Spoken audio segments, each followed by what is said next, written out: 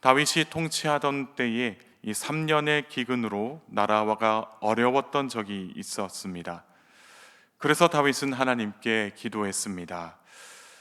우선 인간적인 방법을 생각하고 또 자신의 힘으로 어찌해 볼까 노력할 수도 있었겠지만 다윗은 그렇게 하지 않았습니다.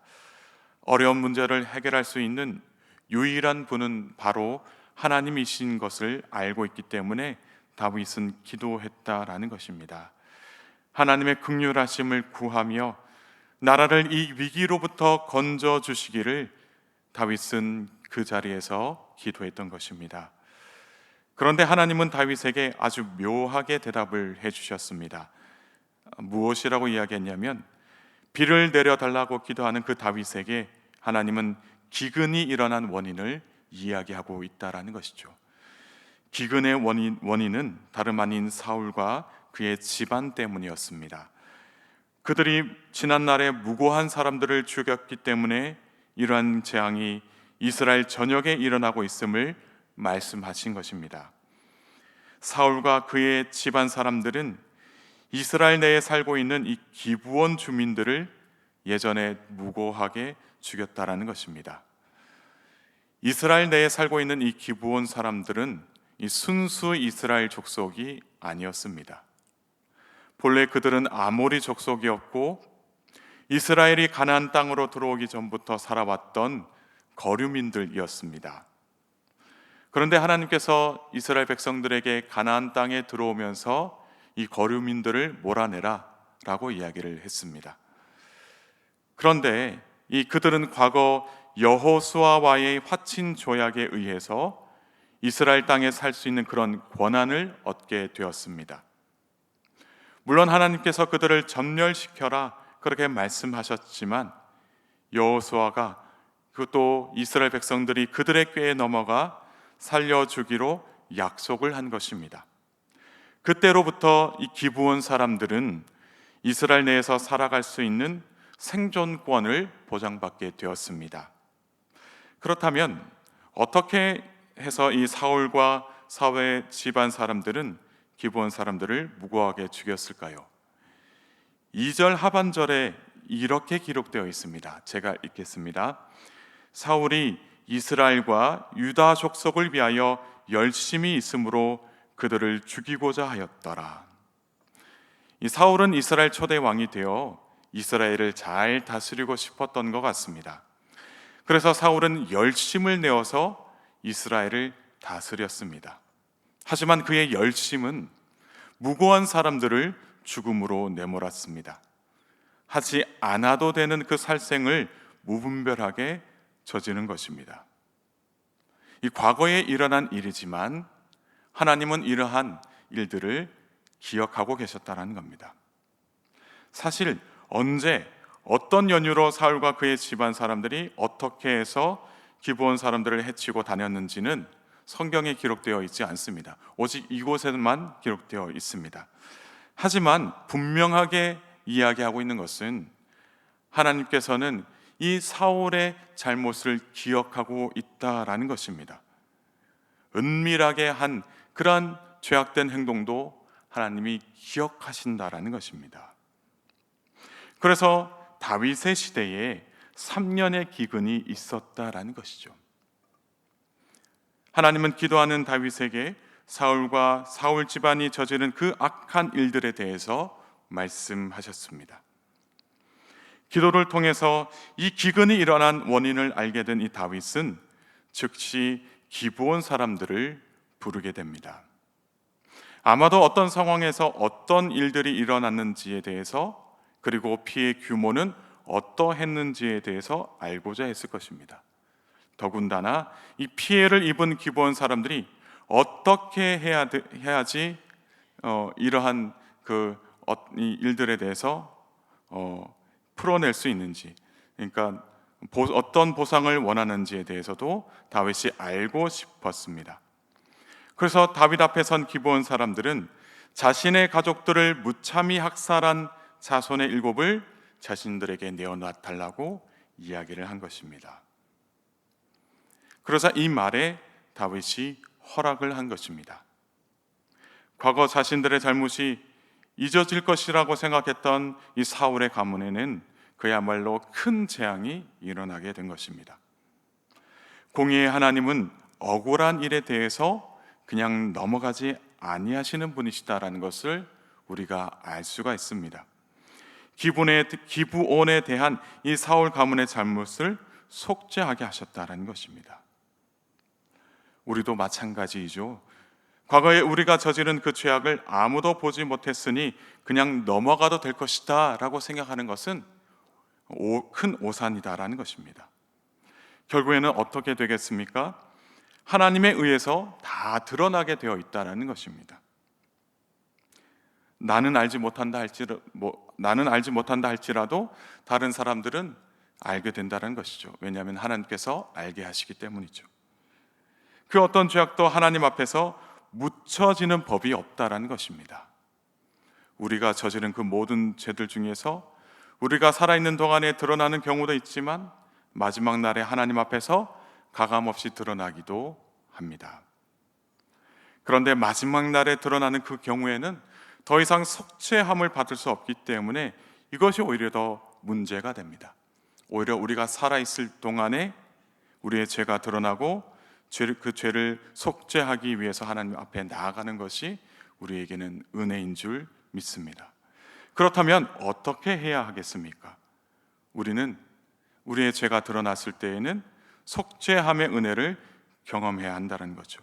죽을 수밖에 없는 우리를 대신해서 십자가에 달리신 예수 그리스도의 속죄함의 은혜가 우리에게 있어야 한다는 것입니다. 예수 그리스도의 속죄함이 아니면 우리는 스스로의 죄를 감당할 수가 없어서 죽을 수밖에 없습니다. 이 일을 깨달아 예수 그리스도를 믿는 믿음이 더욱 견고해지기를 주님의 이름으로 축복합니다. 오늘 본문을 보니까 사울의 가문 모두가 죽임을 당할 수 있었는데 가문을 속죄하기 위해서 7명이 선택되었다라고 이야기를 하고 있습니다. 그런데 다윗은 요나단과의 약속을 생각해서 요나단의 아들들은, 그의 자손들은 제외를 시켰습니다. 그리고 나머지 사울의 자손들 중에 7을 선택했는데 아야의 딸인 리스바의 2 아들과 메랍의 아들들을 선택했다는 것입니다. 그렇게 해서 다윗은 그들을 기브온에게 보내게 됩니다. 이 기브온 사람들은 즉시 그들을 목매달아 죽였다라고 기록되어 있습니다.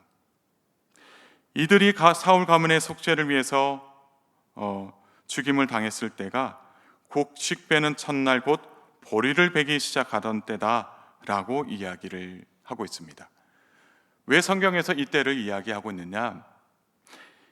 이 곡식 베는 첫날, 곧 보리를 베는 날에는, 추수할 때는 비가 오지 않는다라고 합니다. 이스라엘 땅에 비가 오지 않는다라고 하는 것이죠. 비가 오지 않는 이 4월경에 일어난 일이다라고 말하고 있습니다. 이 사울 가문의 속죄를 위해서 2 아들을 바친 어머니가 있는데 이 성경에서는 그를 아야의 딸 리스바라고 소개하고 있습니다. 10절의 말씀을 우리가 함께 읽겠습니다. 아야의 딸 리스바가 굵은 배를 가져다가 자기를 위하여 바위 위에 펴고 곡식 베기 시작할 때부터 하늘에서 비가 시체에 쏟아지기까지 그 시체의 낮에는 공중의 새가 앉지 못하게 하고 밤에는 들짐승이 범하지 못하게 한지라. 지금 이 7명의 사람들 중에 아야의 딸 리스바의 2 아들도 포함되어 있습니다. 이 어머니 리스바는 아들들의 죽음을 슬퍼하며 이 굵은 배를 가져다가 바위 위에 폈다라고 이야기를 합니다. 그리고 곡식을 베기 시작할 때부터 공중의 새나 들짐승으로부터 시체를 지키려고 노력했습니다. 비가 오지 않는 이 4월부터 계속해서 이 시체를 지켜나가면서 비가 올 때까지 지켰다라고 이야기를 하고 있습니다. 이러한 소식을 다윗이 들었습니다. 다윗은 리스바에 대한 소식을 듣고서 이제는 사울 가문에게 내려진 징벌도 거두는 것이 맞겠다라고 판단하게 됩니다. 그래서 예전에 블레셋과의 전쟁에서 죽임을 당한 사울과 요나단의 뼈와 함께 기브온 사람들의 손에 의해 나무에 매달린 이 사울의 자손 7을 베냐민 동네에 묻었다라고 기록되어 있습니다. 14절의 말씀을 우리가 함께 읽겠습니다. 사울과 그의 아들 요나단의 뼈와 함께 베냐민 땅 셀라에서 그의 아버지 기스의 묘에 장사하되 모두 왕의 명령을 따라 행하니라. 그 후에야 하나님이 그 땅을 위한 기도를 들으시니라. 아멘. 이 사울과 요나단의 뼈 그리고 속죄를 위해 죽임당한 7시체를 베냐민 땅 셀라에 있는 이 사울의 아버지 기스의 묘에 장사했다라고 기록되어 있습니다. 비록 무고한 생명을 앗아간 것에 대한 책임을 물어 후손들이 죽임을 당했지만 다윗은 이 사울 가문의 명예를 위해서 이 사울과 요나단의 뼈와 함께 시체를 장사하게 되었다라는 이야기를 하고 있습니다. 그런데 놀라운 사실은요, 하나님께서 그들을 장사했을 때에 땅을 위한 기도를 들으셨다라고 말씀하고 계십니다.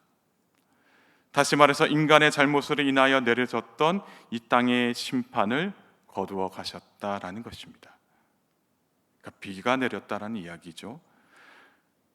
또 하나 우리에게 말씀하고 계시는 것이 있는데, 이 하나님의 최종 목적은 기브온 사람들의 복수가 아니었다라는 것입니다.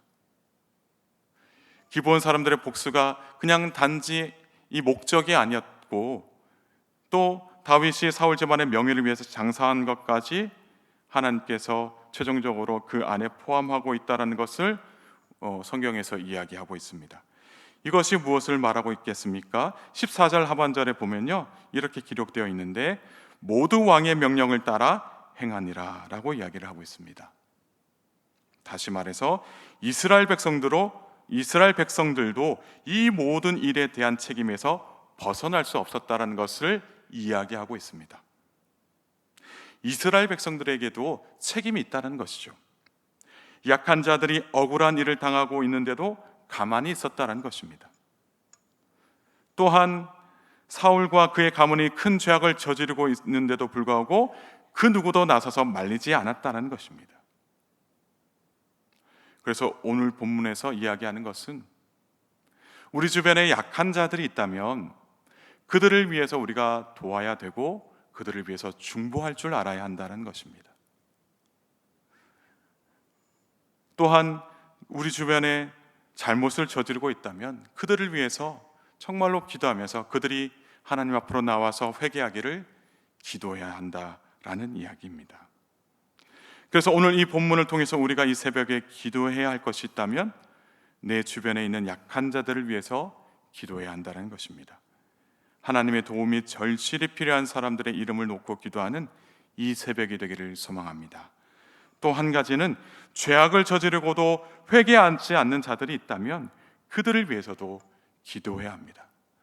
저들은 죄를 저질렀기 때문에 하나님 앞에 하나님께 심판받아도 마땅해 라고 하는 것이 아니라 그들이 자신의 잘못을 깨달아서 자신의 죄를 깨달아서 하나님과 사람 앞에서 용서를 구하고 죄 사함의 은혜를 얻을 수 있도록 기도하는 이 새벽이 되기를 바랍니다.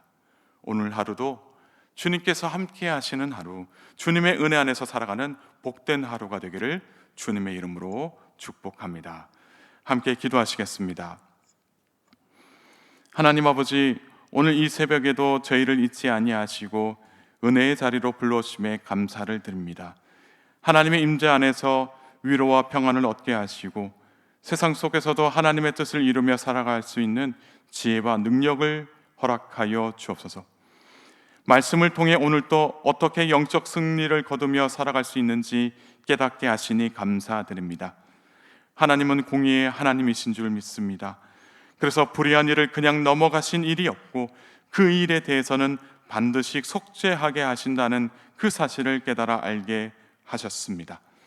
간절히 바라옵기는 사랑하는 교우들에게 지혜를 허락하여 주셔서 무엇이 죄인지를 분별하게 하시고 혹여나 인간적인 욕심과 정욕에 이끌려 범죄하였다 할지라도 즉시 하나님께 나와 회개하며 죄사함의 은혜를 얻을 수 있도록 주님 은혜 베풀어 주옵소서. 부지 중이라도 하나님께 기도하는 부지 중이라도 하나님께 범죄한 자들이 있다면 하나님께 나와 기도하는 자들이 되게 하옵소서. 그래서 다윗에게 기근의 원인을 알려주신 것처럼 하나님의 음성을 듣고 내가 무엇이 잘못되었구나, 자신의 죄를 깨달아 하나님께 용서함의 은혜를 받을 수 있도록 주님 은혜 베풀어 주옵소서. 주님, 우리 주변에는 어려움을 당하고 있는 사람들이 많이 있습니다. 그들을 보면서도 선뜻 도움의 손길을 내밀지 못했던 저희들의 잘못을 용서하여 주옵소서. 그래서 하나님의 마음으로 도울 수 있는 그러한 참된 그리스도인들 될 수 있도록 은혜 베풀어 주옵소서. 오늘 하루 내 자신은 십자가 뒤에 감추고 오직 하나님의 영광만을 위하여 살아가는 복된 그리스도인들 될 수 있도록 주님 은혜 베풀어 주옵소서. 오늘 하루도 함께 하실 것을 믿사오며 살아서 역사하시는 우리 주 예수 그리스도 이름으로 간절히 기도드리옵나이다. 아멘.